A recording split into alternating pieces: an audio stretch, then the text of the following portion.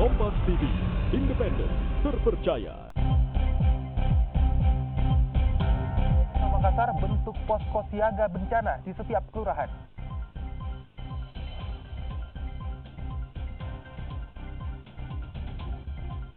Empat mantan komisioner KPU Makassar belum kembalikan mobil dinasnya.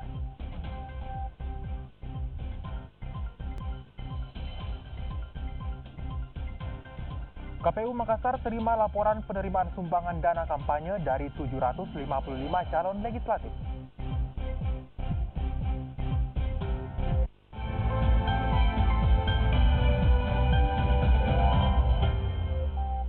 Ya, selamat pagi saudara. Selain ketiga berita utama tadi, Kompas Sulsel juga akan menghadirkan sejumlah informasi menarik lainnya dari kawasan timur Indonesia maupun mancanegara. Bersama saya Panca Rizky di Kompas Sulsel edisi hari ini, Sabtu 5 Januari 2019.